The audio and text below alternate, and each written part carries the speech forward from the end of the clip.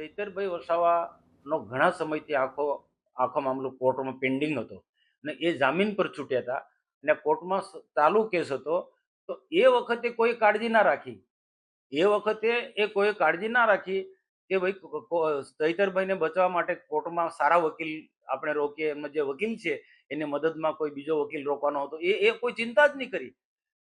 Judgement આવ્યા પછી આ બધા નેતાઓ તૂટી પડ્યા છે ચૈતરભાઈના સમર્થનમાં. પછી આ બધા નેતાઓ રાજકીય પ્રસિદ્ધિ મેળવવા માટે ચૈતરભાઈના નામે આમ આદમી પાર્ટીનો વ્યાપ વધારાના બધા નાટક કર્યા, સ્ટન્ટ કરી રહ્યા છે.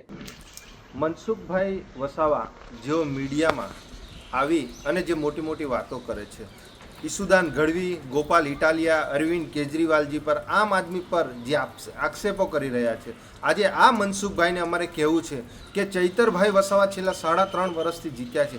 એ તમામ મુદ્દા હોય, એ જીઆઈડીસીનો પ્રશ્ન હોય, સ્ટેચ્યુ ઓફ યુનિટીનો પ્રશ્ન હોય, કોરિડોરનો પ્રશ્ન હોય કે સનદની જમીનનો અથવા તો કોઈ પણ પ્રશ્ન હોય, એ મજબૂતાઈથી લડે છે, પ્રજાનો અવાજ બને છે અને એનું નિરાકરણ લાવે છે.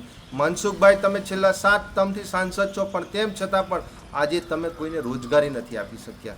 આજે સમાજની તમે વાત કરો છો, દીકરીની તમે વાત કરો છો, તો મારે મનસુખભાઈને કહેવું છે કે જે બેટી બચાવો બેટી પઢાઓની તમારી સરકાર જે મોટી મોટી વાતો કરે છે, આજે એક દીકરીનું 17 દિવસનું બાળક, એ બાળક આજે નિર્દોષ હોવા છતાં આજે તે જેલમાં છે. આજે તમે કાગળ લખવાની વાત કરો છો, સરકારમાં રજૂ કરવાની વાત કરો છો, પણ મારે તમને કહેવું છે કે તમારે હાઈકોર્ટમાં હમણાં તારીખ પર છે, દીકરીના જામીન રહેજો તમે. કેમ કે તમે આદિવાસી સમાજની જો એટલી ચિંતા કરતા હોય તો તમારે એ દીકરીના જામીન તરીકે રહેશો તો દરેક સમાજ કહેશે કે ભાઈ આજે મનસુખભાઈ એક સાંસદ હોવાના નાતે આજે એક દીકરીના પડખે ઊભા છે અને એને ન્યાય અપાવશે.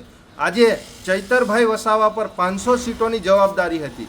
એ 500 સીટોમાં ચૈતરભાઈ તાલુકા પંચાયત અને જિલ્લા પંચાયતોમાં 400 સીટો લાવ્યા છે. એ આ ભારતીય જનતા પાર્ટીના પેટમાં તેલ રેડાયું છે. એ નથી ગમતું.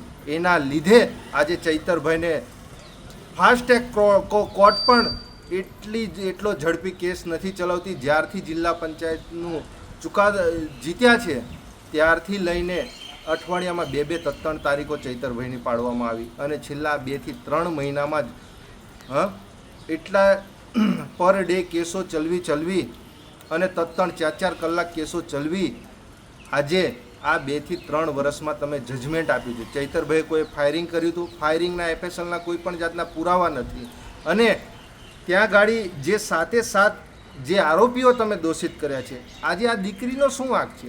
આ દીકરીએ ફાયરિંગ કર્યું હતું, કોઈની જોડે ખંડણી માંગી હતી, એનો શું વાંક છે?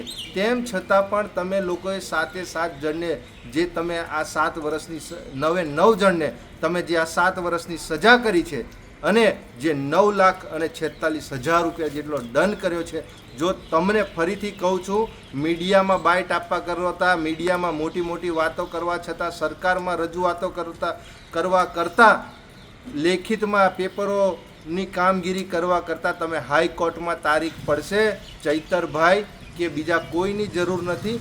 તમારે જો ખરેખર આટલી બધી દીકરીની ચિંતા હશે તો તમે હાઈકોર્ટમાં આવી અને આ દીકરીના તમે જામીન રહેજો અને એ દીકરીને તમે છોડાવજો. ત્યારે અમે સૌ માનીશું કે આ ખરેખર એક સાંસદ જે આદિવાસી સમાજ એક દીકરીની ચિંતા કરે છે. નિરંજનભાઈ વસાવા, આમ આદમી પાર્ટી, નર્મદા જિલ્લા પ્રમુખ.